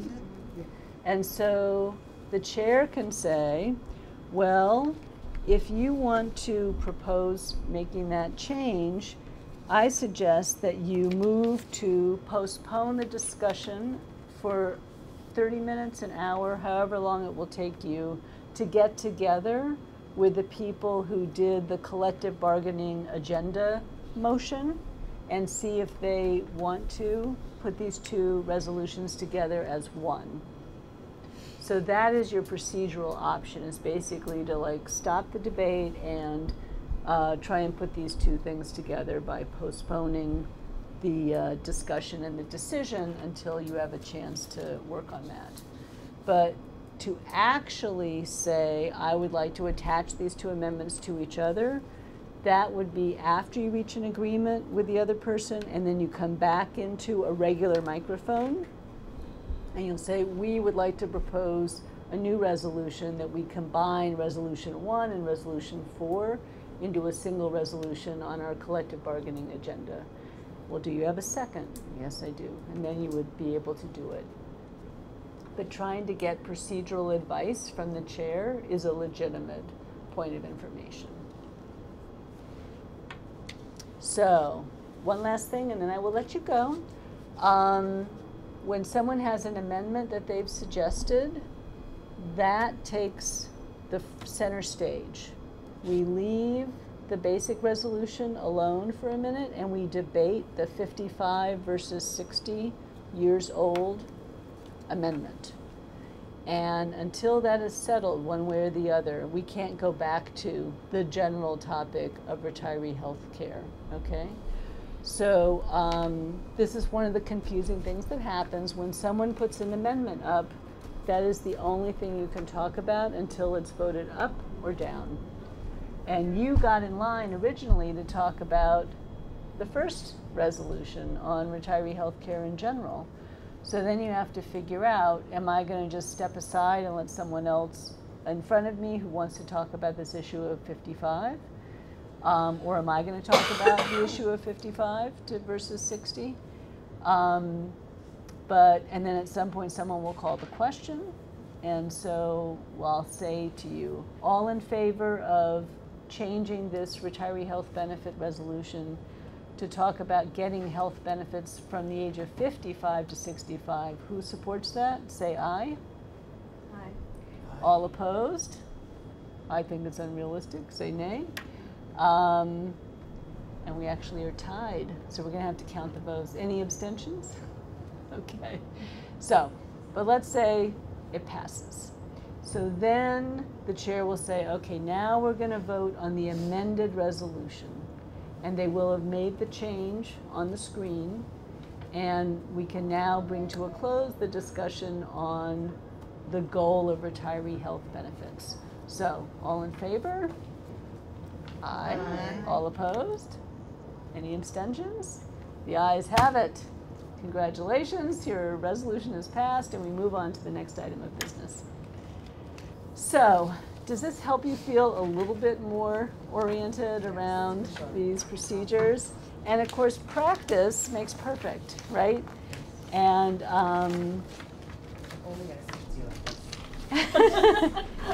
and in your LBUs, there's probably a couple of people who know this better, and the staff may know it better. So use those resources. At the convention, there is a Ask the Parliamentarian piece of the agenda. During the workshop time, there'll be a room where the parliamentarian is there, and you can say, I have this resolution, and I want to propose it, like, what do I do now? And how do I write it? And whatever help you need, that person can help you with. And then we're just gonna do this experiment together and see how it goes. But as you can see, the chair is interested in teaching, not in embarrassing you. So She's fantastic. I love her. yeah. So I want you all to try and be brave.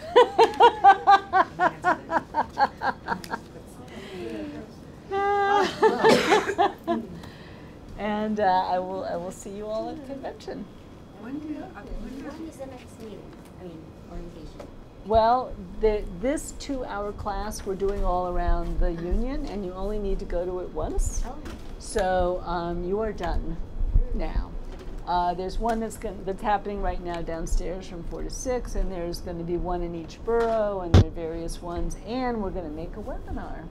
So if you want a refresher, you can go to the webinar. But if you read the materials and practice, you can do this. When does one actually present or put in a resolution? Let's say I'm from the mayoral Yes. group. Let's say I want to put a resolution of something So that affects us. Whom would I write it to? When would I write it? When is it? right. When is it accepted? Right. So I would go to your, I would talk to the executive council, to your staff rep, but also to the leader of your bargaining unit. So is there something you have in mind that you want to do? No, Or you just want to know in I general? just want to know, tomorrow, So- next week we're going to be meeting with our representatives. Oh, And great. they're going to want to know, what I learned from this. Yes. Well, what's interesting if I'm is going, let me finish. Yes. That if I'm going to Albany, you know, or to the convention, right. And representing them. Yes. What am I going to be? What do they gain from my going there? Okay. How am I going to So two things. One is you now have 3 of the resolutions that will be discussed at the convention in your packet. Right. So you could share those with your colleagues and say, here's 3 of the resolutions that we're going to work on at the convention. Mm-hmm. Let's discuss them. Tell me if you like them. Tell me what you think Want about anything? them. Okay. Okay? Oh, okay. Because I'm going to represent you at convention, so I need to hear from you what you think about these So things. I need to share these Yes, resolutions. yes, and with there'll them. be some more resolutions coming to you. Okay. So those are good to discuss with your coworkers. Okay. Meanwhile, the H&H Executive Council meeting in November is on November 7th, which is just in time for the deadline. So if you have something you want to suggest as a resolution for all of H&H to endorse and to send to the convention, that would be a perfect time. Mm-hmm. So work with your rep and work with the other people, your colleagues and people that you know in other LBUs within H&H. And you can say, here's a resolution I think we can all support, and put it before the group, and then it'll Okay. go onto the convention agenda. Okay. Okay? So those are some of the avenues. All right. I expect to see all of you standing up. Yes. Oh, I'll take that, absolutely. If anybody has a quiz you want to hang in, let me have it. And was the quiz helpful? I don't have to have it. Okay. It was really I mean, a I have it, self-test, yeah. It's up to you. So thank you so much for coming.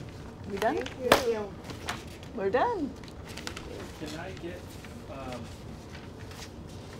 from you Yes.